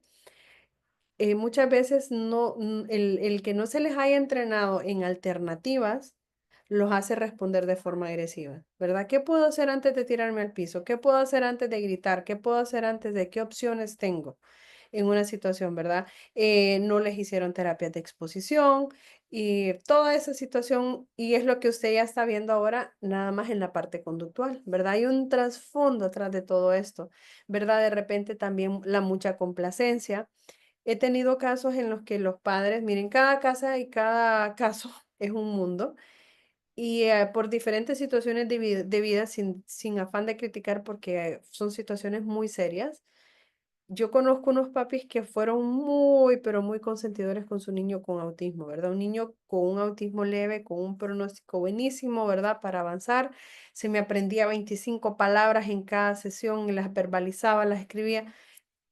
Se estancó también. Este es otro caso diferente, ¿verdad? Entonces, ¿qué pasa? De repente ellos, por situaciones de vida que pasaron anteriormente, lo acobijaron tanto que no le dieron esas alas al niño, ¿verdad? Entonces, básicamente sigue siendo un niño haciendo un berrinche como que tuviera 4 o 5 añitos. Entonces, ahí también yo le diría que ocuparía, ¿verdad? Un terapeuta fuera que le ayude, ¿verdad? Con toda la parte de el manejo conductual, ¿verdad? Cómo se tiene que hacer, que no solo es ver ya cuando él es agresivo es lo último, ¿verdad? Esa es la puntita del iceberg. ¿Qué pasó antes? ¿Qué pensó? ¿Qué sintió? ¿Qué lo detonó? ¿De dónde viene esa dificultad? Entonces, básicamente le diría yo a ustedes como crear alternativas. A ver, imaginemos que se llama Juancito. A ver, Juan, yo sé que no te gusta que hablemos en tal idioma, pero yo lo tengo que hacer. Tenemos estas dos opciones, ¿verdad? Y se las puede presentar gráficamente o lo hacemos de esta manera o de esta otra. Y esa es la recomendación que yo le podría dar a grosso modo hasta ahorita. Listo, no sé si hay otras Súper, preguntitas sí. ¿Hay Le más? agradece mucho. a Gracias. la orden. Veo personas conocidas, muchas gracias, ¿verdad? Todos los que conozco de Victoria, me le da un besito a Victoria por ahí, ¿verdad? Yo estoy en el mismo lugar, con el mismo número desde hace 20 y pico de años, parece que está por ahí, contesto un poquito tarde, pero contesto. Los libros, ¿verdad? Yo diría, si son padres de familia, hay un libro imperdible que puede que ya muchos lo hayan escuchado, El cerebro de los niños enseñado a los padres, ¿verdad? Que es de Bilbao y se llama David Bueno, no se llama David Blanco, el del video, perdón, ¿verdad? Y ya casi que estoy llegando a él, ya lo voy a encontrar por ahí. Ese libro para mí es como la primera clase que tenemos que entender sobre el cerebro, es una clase, es un libro bien con un lenguaje bien sencillo para entender, ¿verdad? Para maestros y para padres de familia, debe de funcionar el niño, cómo se da, qué cosas se dan en X etapa, ¿verdad? He visto mucha información sobre cómo debe de funcionar el cerebro de un adolescente. Hay esto salió hace mucho tiempo, ¿verdad? En Netflix, que es sobre el desarrollo de los niños y va hablando de cada etapa y habla de la adolescencia. Y es de esto que a veces me cuesta mucho que los papás entiendan de la audiencia imaginaria, ¿verdad? La parte social y que me interesa mucho cómo me veo y se nos olvida que pasamos por ahí. Y me dicen muchos papás que esas son tonterías, ¿qué le tiene que importar lo que la gente dice? Que es bien fácil desde mis 30 y pico, que ya tengo mi identidad bien formada, decir, esto no me importa, me da igual, no lo hago, pero no cuando la estoy construyendo, ¿verdad? Entonces, de ese libro hay otros más que les puedo dar que ahorita no tengo los nombres. Hay uno justamente que tiene que ver con neurodivergencia y Montessori es muy bueno, ¿verdad? De ese libro tomé algunas notas. No tengo el nombre específico aquí ahorita, pero no sé si te lo mando, Ligia, y lo podemos enviar Sí. al chat, ¿verdad? Pero es de la persona incluso que lo hizo, o si me dejan lo puedo ver porque sí tengo aquí en mi celular, ¿verdad? Que lo que no me gusta es quitarles la mirada. A ver, a ver, a ver. Sí, por aquí creo que tengo un libro que estuve. Sí, se me olvidó ponerles por ahí el ponerles Mira, bombardilo no cocodrilo. encuentro todavía, ¿verdad? Entonces, se llama Neurodiversidad en el Salón de Clases de Thomas Armstrong y se llama Montessori para cada niño, ¿verdad? Ese es muy, muy bueno. Entonces, igual también se lo puedo mandar a Ligia para que lo pueda compartir con ustedes. No sé si hay otra pregunta más. Porque hay regresiones, eso sí es importante. Muchas veces la familia, ¿verdad? Es una barrera así. Las regresiones suelen pasar cuando un niño, ¿verdad? Tiene algún impacto emocional en alguna actividad, no se siente seguro y regresa a la etapa anterior. Y no lo hacen solo los niños, lo hacemos los adultos. A veces no queremos salir de una zona de confort. ¿Por qué? Porque no queremos ir a lo nuevo, avanzar, crecer más, ¿verdad? Entonces nos quedamos donde yo ya conozco. Estoy caminando, me lastimo, ¿verdad? Entonces mejor vuelvo a gatear, que yo ya sabía que ahí no me iba a pasar nada si me caía, ¿verdad? Entonces, eso es con las regresiones. ¿Qué tenemos que trabajar en una regresión? Eso es como las escaleras, como una terapia de exposición. Si un niño se nos regresa a una habilidad, fortalezcamos la habilidad a la que él regresó. Repitamos mucho de eso. ¿Y qué le damos con eso al niño? Seguridad, adaptación, como dije antes, y confianza. Entonces, una vez que el niño logró esa etapa a la que se regresó, volvemos a ir a la siguiente. Ligia decía algo importante incluso que puede pasar en un día a día, ¿verdad? Que ya el niño vaya a la otra bandeja y de repente, ¿verdad? Que nosotros tenemos entendido que así estamos ayudando al niño, pero tal vez que persevere un poquito en una bandeja es lo que el niño necesita ese día, ¿verdad? A ver, yo lo encontré en la web, el libro. El cerebro del niño explicado a los padres de Álvaro Bilbao, el otro, ¿verdad? El poder, gracias por lo que están escribiendo ahí, qué lindas, Nayeli, gracias. ¿Verdad? No sé si hay. Gracias, Ligia puso otro muy bonito por ahí también. Si hay otra preguntita, Ligia, que me haya saltado. Yo igual estoy viendo, pero creo que alguien preguntó fue que por qué se Ay, dan las regresiones. ¿Por qué veo, no, hay pero regresiones? esa creo que la expliqué ahorita. La de qué hacer con los niños que son agresivos a los 3 años de edad. Ese es trabajo emocional. Miren, siempre, siempre las conductas de los niños nos dicen mucho. Pero no olviden eso que dije antes, la conducta es lo último que vemos, incluso de nosotros los adultos, ¿verdad? Yo le pongo un ejemplo a mis alumnos de la universidad y les digo, a ver, ¿qué pasa si ustedes bajan ahorita, después de esta clase, y ven a su novio o a su novia que alguien le tiene el brazo puesto así? Y empiezan, denme sus respuestas, ¿qué harían? Ay, yo me voy, de ahí no le digo nada. Otro me dice, le tomaría una foto y se la mando y me voy para mi casa. Alguien me dijo, yo voy y el cacheteo al que esté ahí y me empiezan todos a dar sus respuestas. Y les digo, ok, bueno, y esas fueron conductas. Ahora díganme, ¿qué emoción sintieron para hacer eso? Unas dijeron decepción, otras celos, otras enojo. Ok, ¿y qué pensaron? Ah, que es la otra, que es aquí, ok. ¿Y qué tal y era una persona que estaba al lado de él de una clase y se le paró un insecto y en ese momento le espantó el animal que estaba ahí? Entonces todas se quedaron ahí, ¿verdad? Entonces eso, los patrones de pensamiento, las situaciones, lo que un niño no puede expresar, si todavía no sabe expresar necesidades, le va a hacer muchas veces que actúe con agresividad. En los 3 años los niños están aprendiendo, su cerebro empieza a despertar todas las emociones y como no las conoce, ¿verdad? Hay niños que las manejan mejor y esto es bien importante, la dosis en que vienen las emociones. ¿Verdad? Yo ahora que estuve en esa escuela pude ver dos niños que estaban peleando por un juguetito, en un ratito resolvieron y cada quien por su lado. Pero luego vi otro niño que tuvo la misma situación y no trabajó más toda la hora de clase. ¿Verdad? Eso es cuánta emoción damos las personas ante ciertas situaciones. Hay personas que damos más dosis de emoción, otros menos. Las personas más emotivas tienen reacciones más grandes, lloran más por cosas pequeñas, se enojan más por algo pequeño. Entonces hay que hacer mucho trabajo emocional, ¿verdad? Enseñarles, y ahí tenemos que trabajar primero nosotros como padres, aprendernos el lenguaje emocional, no decirles, deja de gritar y yo estoy gritando. Para de llorar cuando yo estoy llorando y no me puedo parar de llorar. O sea, le pedimos cosas a los niños que nosotros no podemos hacer, ¿verdad? Entonces, entrenarnos nosotros mucho en esa regulación emocional. Somos una generación que está quebrando esa forma que tenían nuestros padres de crianza con nosotros, ¿verdad? Y se nos sale automáticamente, pero tenemos que aprender a regresarla y tener una forma distinta, ¿verdad? Yo no sé si trauma diría, pero esos sesgos que hicieron nuestros papás en nuestra crianza no hacerla nosotros también, ¿verdad? Entonces eso ayuda mucho con el manejo de la agresividad en los niños a los 3 años, ¿verdad? También la paciencia se está desarrollando, entonces si no me entendiste lo que dije, a lo mínimo voy a tirar lo que tengo en mi mano o le voy a pegar al compañero porque no me entendió. Y siempre también, ¿verdad? Es bueno considerar una ayuda extra, ¿verdad? Porque también hay que ver, a veces vienen por otras situaciones los arranques de agresividad. Vi que Paola levantó su manito. Sí, buenas Hola, noches. bueno.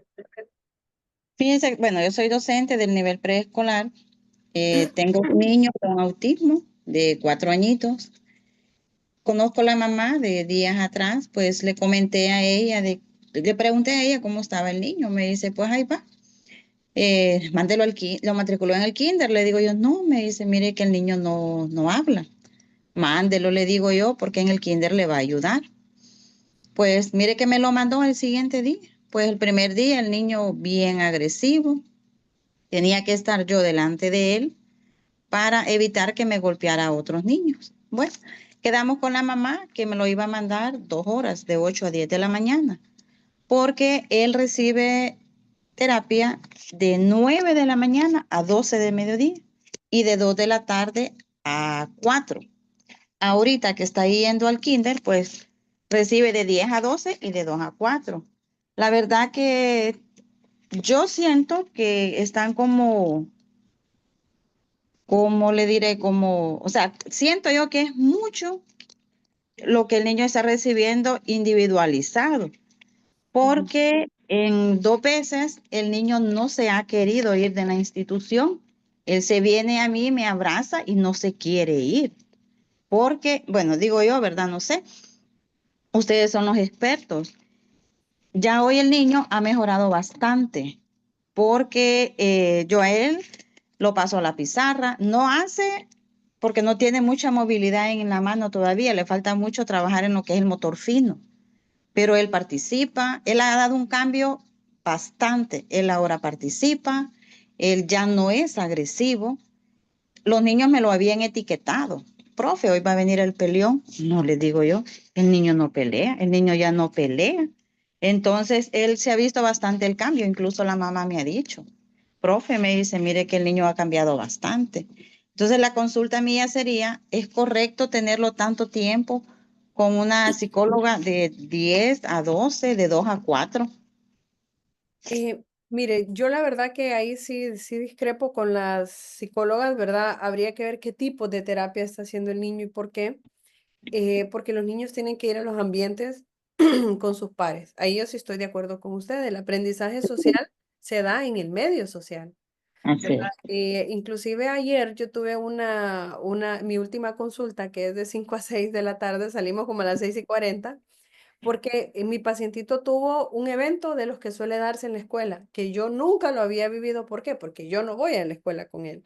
Entonces fue interesantísimo y me dice la mamá, Claudia, yo estaba escuchando, pero no me metía. Y es que eso es lo que tenía que hacer, porque yo tenía que trabajar con él ahí, ¿verdad? Es un niño más grande, es un niño de 7 añitos, ¿verdad? Y sí trabajamos, es parte emocional y conductual, pero yo trabajo en frío. No es lo mismo como trabajar ciertas habilidades en los ambientes respectivos para los niños, ¿verdad? Muchísimo de nuestro aprendizaje es social y el niño ya debería de estar haciendo una jornada completa y yendo a sus terapias por la tarde. Inclusive muchas terapias están diseñadas de forma grupal para poder recibir eso que usted decía, ¿verdad? ¿Qué vamos a desarrollar en un niño con TEA? La estructura. ¿Verdad? Cómo pedirle algo a mi compañero, dónde dejar mis cositas, cómo hacemos la fila, mejorar mi contacto visual, ¿verdad? Empezamos a hablar de ver el saludo, la integración que el niño puede ir teniendo con sus compañeritos, la independencia que pueda tener en un lugar cuando no soy yo el único, ¿verdad? Sino que ahí en ese lugar se ponen todas las loncheritas. Bueno, yo voy y la dejo ahí también. El lavado de manos, o sea, se tienen muchísimas habilidades cuando los niños ya empiezan a ir a un proceso educativo, ¿verdad? Para la edad de ellos. Entonces, yo sí recomiendo que se deje su proceso con la intervención que el terapeuta externo pueda hacer y por la tarde que pueda recibir sus terapias, ¿verdad? Y que se vean cuáles necesitan ser individualizadas y cuáles no.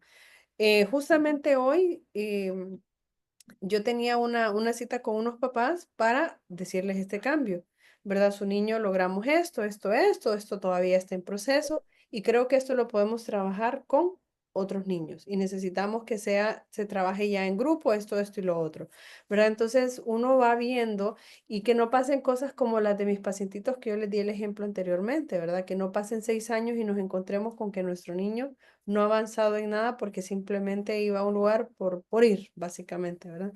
Entonces, y que Dios nos libre que trabajamos en esto y no cometamos esos mismos errores nosotros también, ¿verdad? Sí, fíjense que, bueno, las dos psicólogas han llegado a mi institución. La mamá me dice, profe, ¿puede venir la psicóloga a observar el niño? Sí, le digo yo, no hay problema, que venga. Pues un día llegó la que lo atiende en la mañana y mire, el niño, normalmente el niño llega, me saluda, coloca su mochila, coloca su lonchera, agarra los legos, se pone a jugar. Hacemos la oración a Dios, a veces él está distraído, ya le menciono su nombre, le hago acá y él lo hace.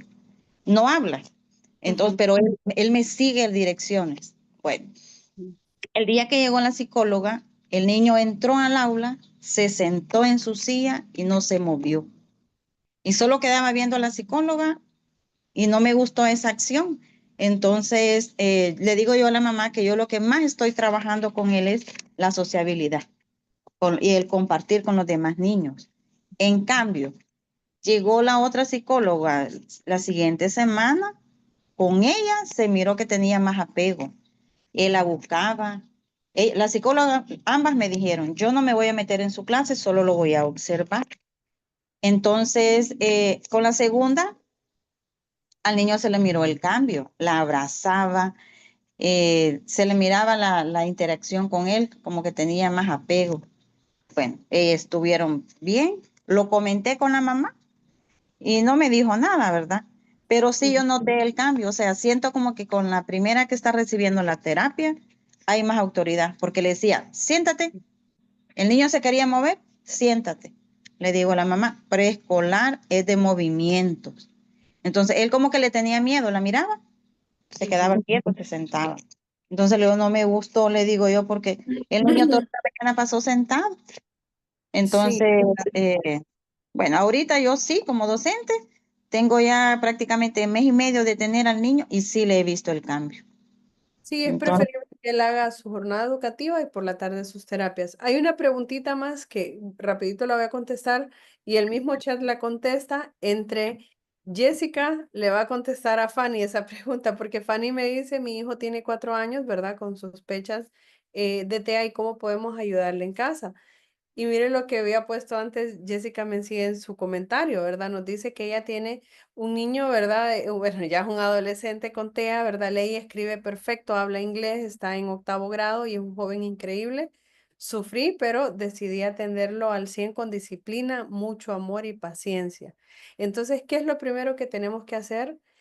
Sea que tengamos un diagnóstico de TEA o de cualquier otra cosa o no, es instruirnos, ¿verdad? La psicoeducación como papás es sumamente importante porque me voy a dirigir mucho a responderle a Stephanie. En TEA tenemos que entender cuándo es una crisis sensorial, por ejemplo, de repente tal vez su niño no tiene crisis sensoriales, ¿verdad? La persona que le esté atendiendo le va a dar como las líneas en qué áreas, ¿verdad? Puede que tenga un rasgo más fuertecito o más leve y de cómo tenemos que educarnos nosotros para manejarlo, porque muchas veces esos nos van a retar a la paciencia, como lo que leí arriba, el amor y esa disciplina que debemos de tener, ¿verdad? No caer también en ser tan disciplinados ni tampoco tan flojos, sino mantener una flexibilidad en la crianza que les demos, ¿verdad? Pero lo primero que podemos hacer para ayudarles es nosotros leer lo más que podamos, instruirnos muchísimo más, ¿verdad?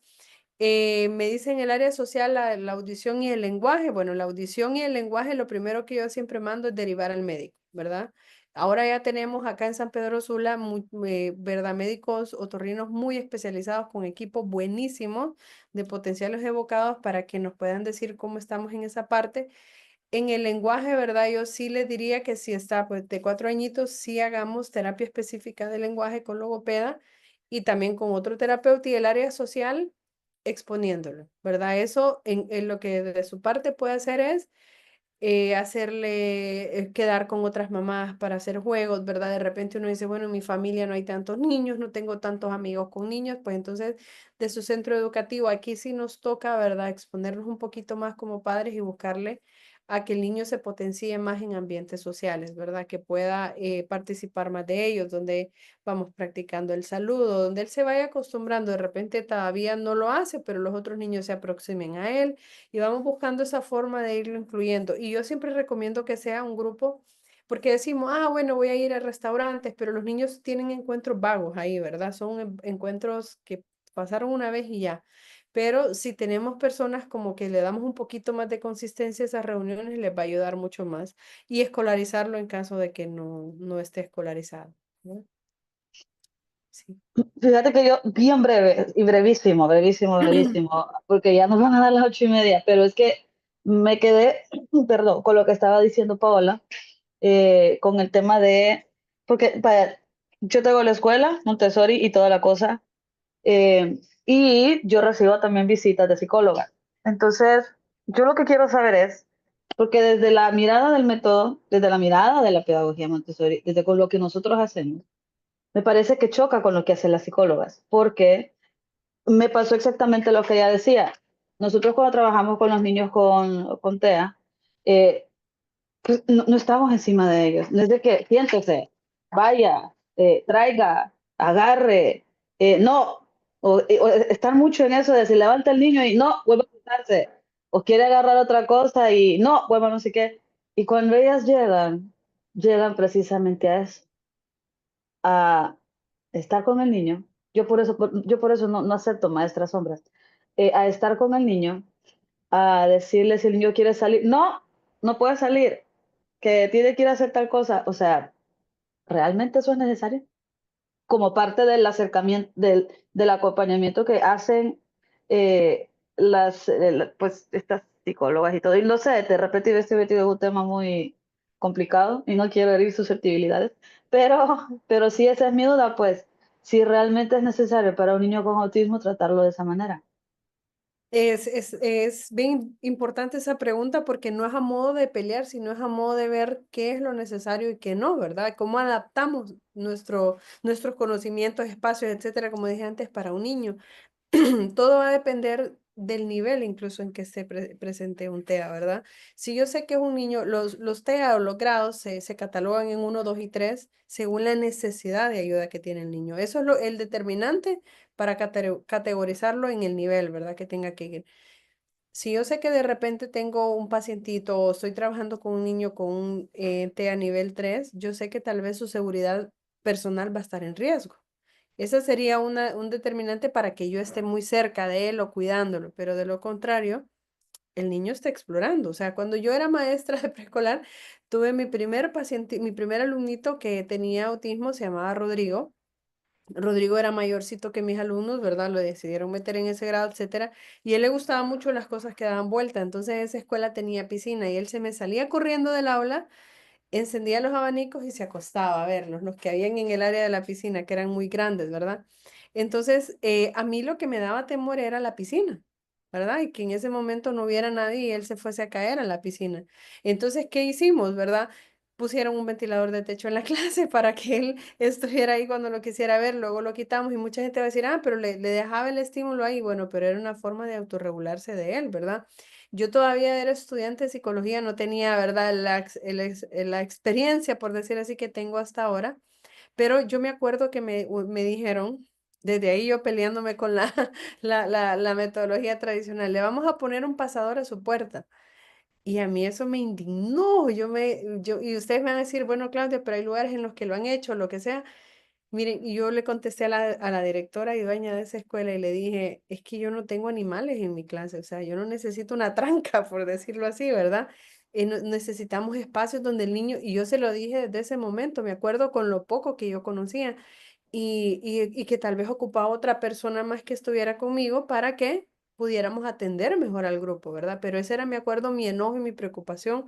Y yo le dije, o sea, eso no es la solución poner sino que, y entonces me acuerdo que yo llegué un día y ya estaba el abanico de techo ahí en la clase, ¿verdad? Un lunes ya, y bueno, eso pues lo mantenía un poco entretenido, pero eso es como un paliativo, ¿verdad? Como, ah, ya te dije aquí, no, o sea, ¿cómo hago yo para que él se interese en otras cosas? ¿O qué material le puedo dar? Materiales, pues si a él le gustaban cosas que giren, ¿qué cosas que giren le pueden a él interesar y que sean también educativas, ¿verdad? Vendría la pregunta ahí. A ver, Marta, que yo sé que es experta en estas cosas.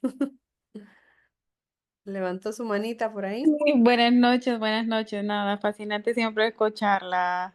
Gracias, Claudia. gracias. Eh, eh, Pues básicamente, creo que el punto central es el nivel de apoyo, ¿verdad? Que es bien necesario. Y la otra es la parte de la comunicación en ese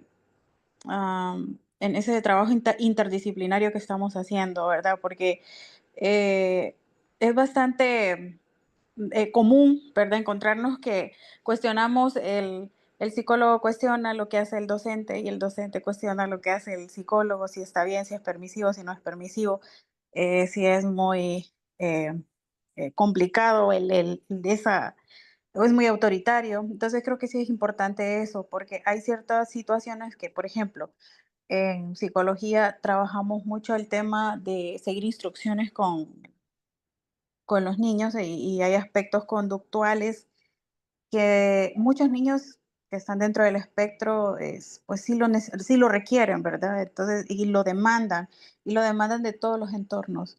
Siempre me gusta contar la experiencia así muy breve de uno de los chiquitos que teníamos que, eh, como una de las primeras experiencias en TEA, y fuimos asumiendo un ese acompañamiento con la mamá, una madre de familia muy abierta, llevando su dolor al lado de, pues, ¿qué hago? ¿Verdad? Era como llorando su duelo, ¿verdad? Sufriendo su duelo por un diagnóstico, pero dígame qué hago que lo hago, yo estoy dispuesta. Pero sí tuvimos una pequeña regresión, si podríamos llamarlo así, cuando entró a preescolar. ¿Por qué? Porque en preescolar había puerta total abierta. Entonces, podríamos decir en Montessori, pues claro, al nivel de la neurodivergencia, desde luego es lo correcto. Sin Ujú. embargo, perdíamos al niño en temas meramente relevantes, ¿verdad? O la clase de pronto se dirigía a, ¿dónde está fulanito? ¿Dónde está fulanito? Porque es como se nos perdió, entonces ya generaba más bien ansiedad y caos en el Ujú. salón, entonces distorsionaba totalmente, ¿verdad? Ese aspecto. Entonces, desde luego, habían otros temas, ¿verdad? La infraestructura del lugar o del centro educativo, que sabemos que también es un factor muy, muy importante, ¿verdad? Aspectos de seguridad para él mismo, como usted lo Exacto. mencionaba. Entonces, eran ciertas situaciones en donde tuvimos que trabajar con los maestros de la mano. De hecho, la maestra al final nos agradeció muchísimo al equipo de trabajo porque dijo ella, tengo 30 y pico de años en el área docente y yo jamás había tenido un caso como el del niño. Mm. Entonces, era 30 y tantos años negando prácticamente, y ella lo reconoció, negando la oportunidad por no empaparme del tema, porque ella misma lo decía, me daba miedo. Primero, pues obviamente que el niño un niño dentro del espectro, pues cómo lo voy a manejar, será que puedo, será que no puedo, cómo voy a manejar el resto de los niños. Entonces, ahora ella tiene toda una estructura que a mí a veces me sorprende, ¿verdad? Cuando me la comparte. Eh, y es como, da todo un preámbulo para poder empezar un proceso educativo con el niño. Y empieza por los papás. Entonces, Exacto. los papás, por ejemplo, eso empieza por ahí el papá expone el caso del niño, no como un caso, sino como ayúdanos a conocer a su hijo, ¿verdad? Entonces, creo que eso hace que el proceso sea menos tedioso, lo veamos menos patológico y podamos tener más empatía. Entonces, creo que ahí estaría la clave, la comunicación entre ese equipo interdisciplinario para poder entender por qué se hace cada. Y qué bonito que realmente se dé ese, esa apertura, ¿verdad? De los centros educativos para recibir ese equipo, Exacto. porque es necesario definitivamente. Y voy a dar algo ya breve y vamos cerrando, ¿verdad? Bueno, vi una preguntita nada más que me dice de que tiene su nietecita que es sorda y lo primero que hicieron fue aprender lenguaje de señas. Excelente, ¿verdad? También están los PECs, que son otra alternativa, ¿verdad? Los pictogramas, y para poder seguir trabajando con los niños y trabajar sobre sus necesidades Cuando para milagros. Con lo de lo que hablábamos de la seguridad de los niños y también aquí viene la parte sensorial. Cuando un niño huye de la clase, cuando un niño se quiere escapar o quiere algo, eso es, nos dice si es un niño muy buscador, si es observador. Y aquí voy a hablar de una herramienta importante que es el perfil sensorial, ¿verdad? Entonces, cuando yo hago diagnósticos de TEA, yo utilizo A2, ¿verdad? ADIR, perfil sensorial y una escala del desarrollo. Esas son mis 4 herramientas per se. Y algunos terapeutas, colegas me dicen, no, ¿por qué usas eso? ¿Por qué das si eso solo tenés que hacerlo si tu paciente va a trabajar con vos? Y les digo, este niño no sé a qué lugar va a ir. Tienen que saber cómo él percibe el mundo, ¿verdad? Entonces, muchas veces estos escapistas o sus cositas, cosas que también he ido aprendiendo es ir, ¿por qué quiere ir allá? ¿Por qué se quiere escapar? ¿A dónde quiere ir? ¿De a qué quiere? Que lo o que se está autorregulando probablemente con algo. Entonces, contestarnos esas preguntas y como decía Marta, que estoy de acuerdo con ella, siempre salvaguardar al niño, ¿verdad? Si tenemos que tomar alguna medida extrema a veces es porque el niño no se lastime, ¿verdad? Entonces, yo les doy gracias por su tiempo, ¿verdad? Y sus preguntas. Ojalá pudiéramos tener esta tertulia mucho tiempo más. Estoy a sus órdenes, ¿verdad? No dejé mi correo por aquí, pero es Salud Emocional HN, ¿verdad? Cualquier correo que ustedes me puedan enviar, @gmail, perdón, lo recibo y por ahí podemos estar en contacto o por mi número de teléfono también. Y gracias a todos y todas por su tiempo. Y a Ligia por invitarme. Gracias, Claudia. No, y gracias a todos que nos quedamos hasta el final. Esta ha sido pues también una jornada bien educativa y también de bastante aprendizaje en el tema de la neuroeducación y el tema también de la neurociencia, que no podemos estar trabajando con niños si no conocemos más de repente de lo que ya María Montessori había visto hace muchos años y que pues ya la ciencia lo está avalando en este momento. Y sí, que se repita, dicen aquí. Yo creo que deberíamos de hacer una jornada solo en neuroeducación con Montessori para ir entendiendo mejor cómo es que funcionan todas estas conexiones y como guías que también nosotros entendamos cómo funcionan estas conexiones. Muchísimas gracias, Claudia. Bueno, ahí están sus números de contacto. ¿Me mandas el link del video que me lo han estado pidiendo? Yo lo busco y lo mando. Ajá. Y algunos libros y todo. Sí, una jornada de neuroeducación creo que vamos a hacer la siguiente. Ya vi yo aquí tomando nota y agarrando sugerencias. Sí, es que es importante, hay mucha necesidad. Entonces, y es importante aprender. Así que bueno, pues nada, nos despedimos. Que tengan todos una feliz noche. Nos vemos mañana a 5 p.m. con la doctora Lili de Aro. Y bueno, a las 7 p.m. pues ya conmigo. Nos vemos hasta mañana. Que tengan una feliz noche y un feliz descanso. Bye. Gracias, Ligia. Hasta mañana.